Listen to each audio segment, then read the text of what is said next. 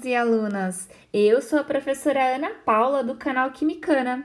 Na aula de hoje vamos falar sobre as reações de oxirredução em compostos orgânicos.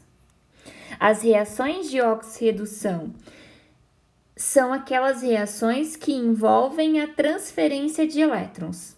No caso dos compostos orgânicos, a gente vai chamar de reações de oxidação quando elas ocorrem com o oxigênio reagindo com o substrato, e aí o substrato ele é oxidado. Então, um carbono do substrato é oxidado.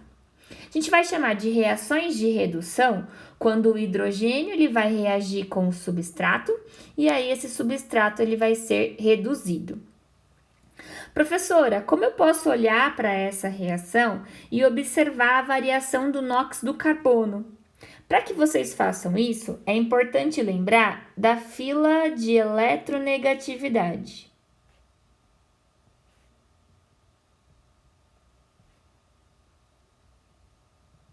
E para lembrar dessa ordem ou fila de eletronegatividade, você vai lembrar daquela frase importante, que é a frase: fui ontem no clube, briguei e saí correndo para o hospital. Hidrogênio é o elemento menos eletronegativo, flúor é o elemento mais eletronegativo. Beleza. Para que a gente calcule o NOx do carbono em compostos orgânicos, é importante observar as ligações que o carbono vai fazer. Ligações entre os mesmos elementos, portanto, ligações entre carbonos, não promovem deslocamento da nuvem eletrônica, devido à mesma eletronegatividade do elemento. Carbono e carbono têm a mesma eletronegatividade. Então, o cálculo do NOx ele é feito a partir do deslocamento da nuvem eletrônica ocasionado pela diferença de eletronegatividade entre os elementos que compõem a ligação covalente. Então, no caso desse primeiro elemento aqui que eu vou chamar, que é o carbono, que eu vou chamar de carbono A. Então, esse carbono ele faz uma ligação com outro carbono, duas ligações com outro carbono. Essas ligações não promovem deslocamento da nuvem eletrônica. Agora ele faz uma ligação com o hidrogênio, como a gente pode observar aqui. Olhando a nossa fila de eletronegatividade, o carbono ele é mais eletronegativo que o hidrogênio. Portanto, a nuvem eletrônica ela estará deslocada, vai ficar próxima do carbono e longe do hidrogênio. Então, o carbono ele adquire uma carga parcial negativa. Nesse caso, como essa é a única nuvem que está sofrendo deslocamento, então o NOx desse carbono vai ficar menos 1. Ocorreu a reação e agora eu vou observar o carbono B, que é esse carbono aqui. Eu vou chamar esse carbono de carbono B. O carbono B, ele está ligado por uma ligação simples com dois carbonos. E aí ele tem uma ligação com o oxigênio e tem uma ligação com hidrogênio. Oxigênio é mais eletronegativo que o carbono. Portanto, a nuvem eletrônica fica mais próxima do oxigênio do que do próprio carbono. Então, o carbono, na ligação simples com o oxigênio, adquire carga parcial positiva. Na ligação com o hidrogênio, a gente já viu que ele adquire carga parcial negativa. Somada essas duas cargas, mais 1 com menos 1, eu vou ter o NOx do carbono igual a 0. Observando essa reação, então o carbono está indo de menos 1 para 0. De menos 1 para 0, ele está tendo um aumento, aumentou o NOx. Se aumentou o NOx, ele está sofrendo oxidação. Então, essa reação é uma reação de oxidação. Eu vou colocar aqui no cantinho um outro exemplo. Então, aqui nesse meu exemplo, ó, o carbono está fazendo 3 ligações simples com hidrogênio e uma ligação simples com outro carbono. E aí aqui tem o resto da cadeia. Então, eu quero olhar esse carbono que eu vou chamar de carbono C. Então, vou olhar o carbono C. O carbono C, ele faz uma ligação simples com outro carbono, que não tem deslocamento da nuvem eletrônica. Ele faz uma ligação simples com um hidrogênio. A gente sabe que o hidrogênio ele é menos eletronegativo que o carbono, portanto, o hidrogênio adquire carga parcial positiva e o carbono carga parcial negativa. A mesma coisa vai acontecer com essa outra nuvem eletrônica, com essa outra ligação covalente, e a mesma coisa com essa outra ligação covalente. No final, o carbono C, ele vai ter NOx igual a menos 3. Então, eu vou somar menos 1 com menos 1, vou ter carga total do carbono igual a menos 3. Dessa forma, a gente consegue calcular o NOx do carbono e verificar o processo em que ele está sofrendo, se ele está sofrendo oxidação ou redução. Continuando, a ozonólise é o termo que a gente utiliza para aquela reação de oxirredução em que o ozônio ele reage com o alceno, decompondo-o. Tal decomposição produz aldeído e ou cetona, além do peróxido de hidrogênio. Essa reação de ozonólise, ela pode ser dividida em duas etapas. A ozonização, que consiste na reação do ozônio com o alceno para produzir o ozonídeo ou o ozoneto. Esse ozoneto, ele reage com água, num processo agora chamado de ozonólise, para a formação de cetona ou aldeído. Nesse nosso exemplo, ele está formando 2 aldeídos e o peróxido de hidrogênio. Esse processo todo, alceno reage com ozônio, produzindo cetona ou aldeído, é chamado de ozonólise dos alcenos. Mas eu também posso separar essa ozonólise em duas etapas. A primeira etapa eu chamo de ozonização e a segunda etapa, que é a hidrólise, eu vou chamar de ozonólise.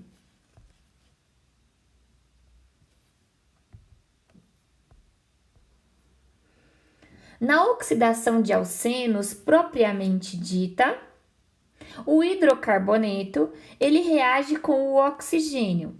Nesse caso, há uma reclassificação. Então, eu separo em oxidação branda, que vai usar o oxidante brando, que é o reativo de Baeyer, e a oxidação energética. Vamos entender agora a diferença entre elas. O reativo de Baeyer é o permanganato de potássio, KMnO4, permanganato de potássio em meio alcalino. O permanganato de potássio em meio alcalino é um oxidante brando, segundo essa reação que eu estou demonstrando aqui. Quando o permanganato de potássio está em meio ácido, ele é um oxidante energético, conforme essa reação que eu estou mostrando. Nessa equação, a gente tem uma mistura sulfo, devido ao ácido sulfúrico, permangânica, devido ao permanganato.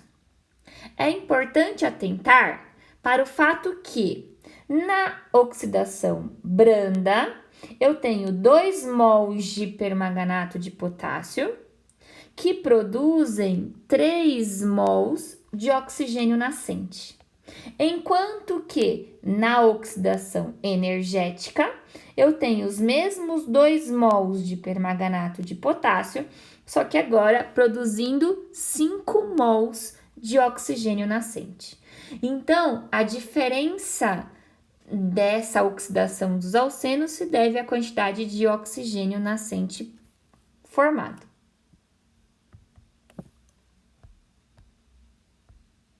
Agora eu vou dar alguns exemplos das reações que acontecem propriamente ditas, né? Então, aqui a gente tem o exemplo da oxidação branda dos alcenos. Então, os alcenos, quando tratados pelo permanganato de potássio em meio alcalino, sofrem oxidação branda, formando, então, diálcois, denominados de glicóis. Então, aqui eu tenho 2 hidroxilas de álcool.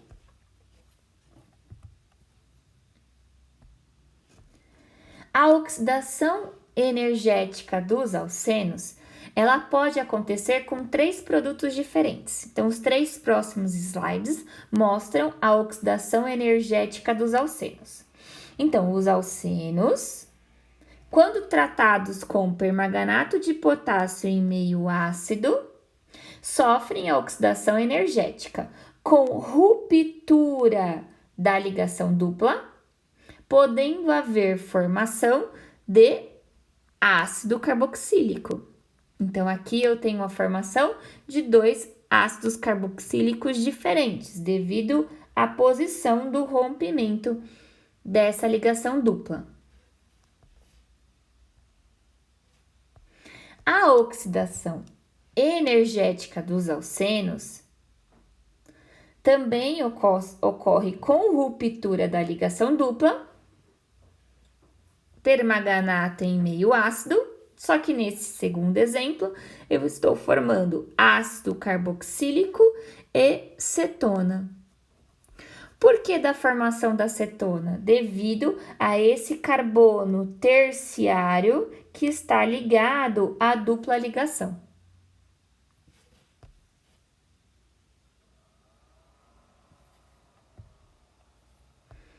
A oxidação energética dos alcenos também pode produzir gás carbônico ou dióxido de carbono e água, e o ácido carboxílico.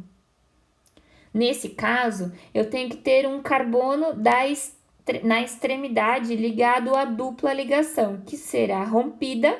Então, esse carbono, ele forma o dióxido de carbono e essa estrutura forma o ácido carboxílico. De novo, a oxidação energética demonstrada acontece em presença de permanganato de potássio e ácido sulfúrico.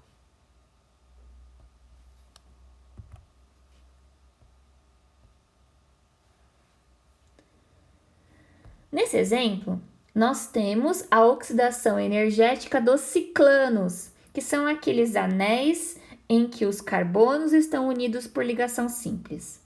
Os ciclanos, eles oxidam-se energeticamente com ruptura da ligação da cadeia cíclica e produção de um ácido dicarboxílico ou um diácido, né? Então, aqui eu tenho ácido carboxílico, o grupo funcional carboxila, nas 2 extremidades aonde foi rompida essa ligação do ciclano.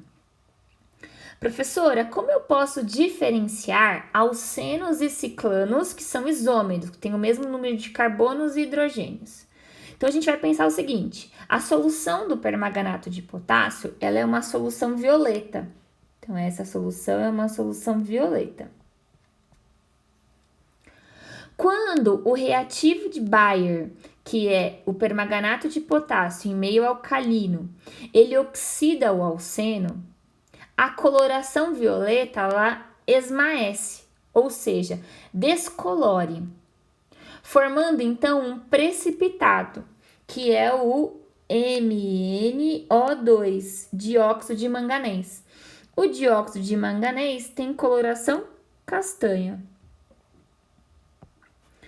O alceno, então, reage com o reativo de Baeyer, formando uma solução que vai perder a coloração violeta e vai formar um precipitado com coloração castanha. Já os ciclanos, eles não reagem com permanganato em meio alcalino, então eles não reagem com esse reativo de Baeyer. Dessa forma, eu consigo separar, eu consigo diferenciar, usando o reativo de Baeyer, os ciclanos e os alcenos.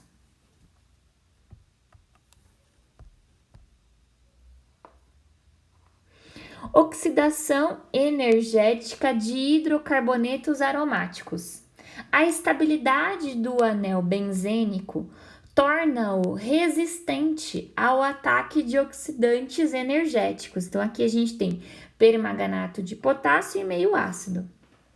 Porém, os hidrocarbonetos aromáticos com cadeias mistas, então aqui eu tenho uma cadeia mista, são oxidados, dando origem ao ácido benzoico e outros compostos, nesse caso, CO2 e água. Mas se a gente tivesse uma cadeia maior aqui, eu teria a formação de um outro ácido.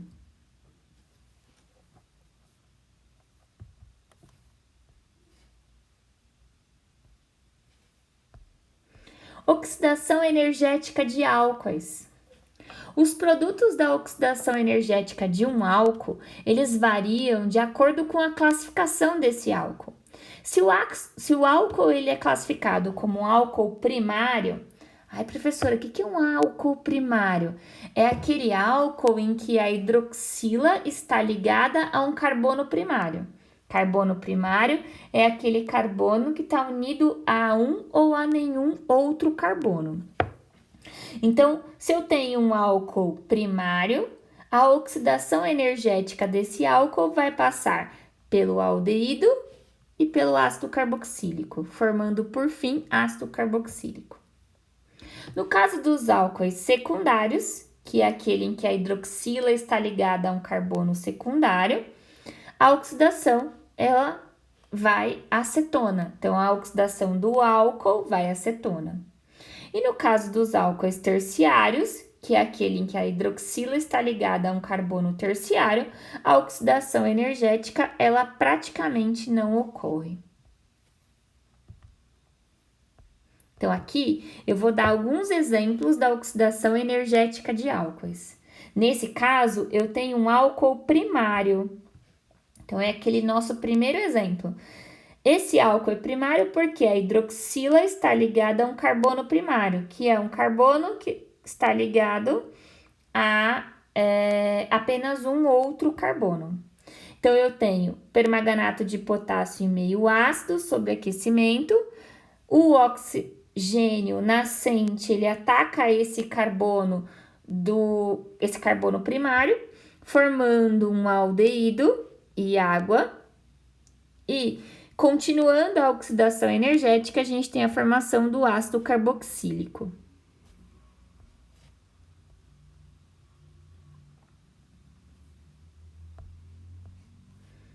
Agora, a gente vai entender como diferenciar os aldeídos e cetonas. Tem duas reações muito interessantes no laboratório que são utilizadas para diferenciar aldeídos e cetonas. Então, como a gente demonstrou nos tópicos anteriores, aldeídos, eles oxidam-se e cetonas, elas resistem à oxidação. A gente viu muito bem isso no slide anterior, em que o aldeído, ele oxida ácido carboxílico e a cetona, proveniente do álcool secundário, ela cessa. Então, não prossegue a oxidação. Isso permite diferenciar de forma prática essas duas substâncias, que são os aldeídos e as cetonas.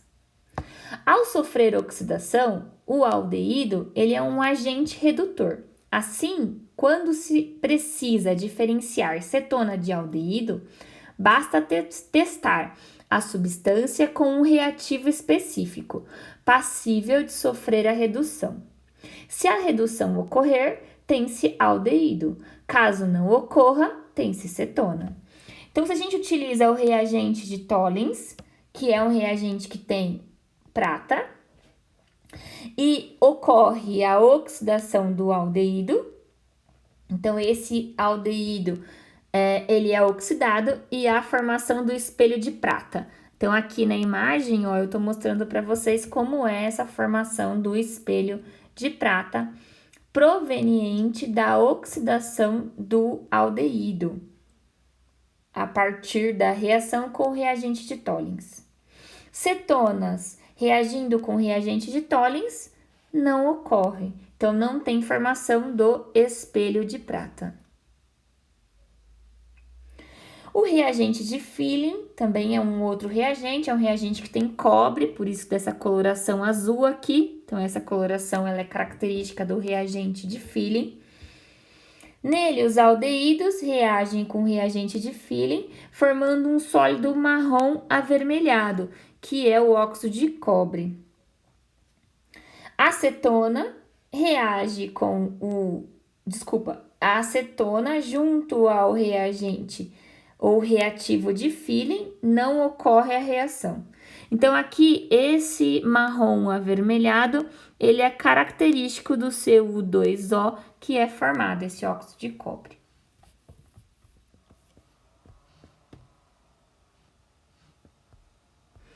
A combustão ou queima é uma reação de uma substância com o oxigênio do ar. Então, isso é a reação de combustão. Denomina-se combustível a substância que sofre a combustão. Nesses exemplos, esses são os combustíveis. Então, é aquela substância que sofre a combustão ou que é queimada. O oxigênio, que auxilia a queima, é chamado de comburente.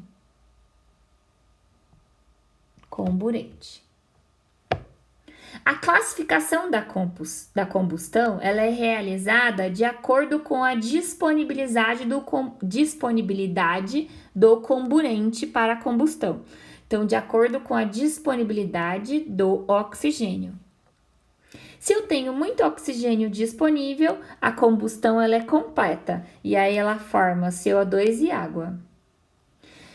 A combustão parcial ou incompleta pode formar monóxido de carbono e água, ou carvão e água, ou fuligem, carbono mais água.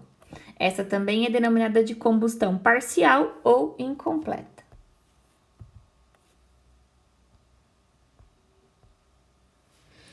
A redução de alcenos e de cetonas consiste na reação desses compostos com o hidrogênio molecular ou com o hidrogênio nascente, que é representado dessa forma. Para elevar a rapidez da reação, é utilizado catalisadores, geralmente platina ou níquel. A redução é a reação reversível da oxidação.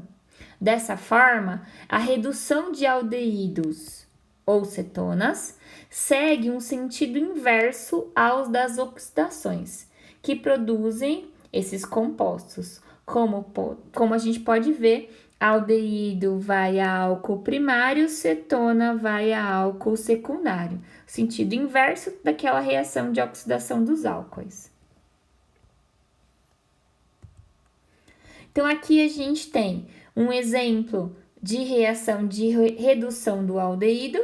Então, o aldeído reage com o hidrogênio em presença do catalisador, formando um álcool primário, que é aquele álcool em que a hidroxila está ligada a um carbono primário, que é aquele carbono que está ligado a um ou nenhum outro carbono.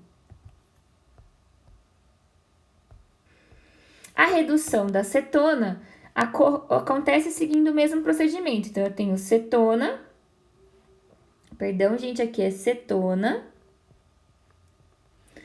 mais gás hidrogênio em presença de catalisador, formando um álcool secundário. Então, aqui eu tenho cetona, carbonila, indo a hidroxila. Então, é a redução da cetona, formando então um álcool secundário. Galera, espero que vocês tenham gostado e entendido. Falamos sobre reação de redução. Então, aqui é a reação de oxirredução. Eu sou a professora Ana Paula, do canal Quimicana. Até a próxima aula. Beijos, tchau!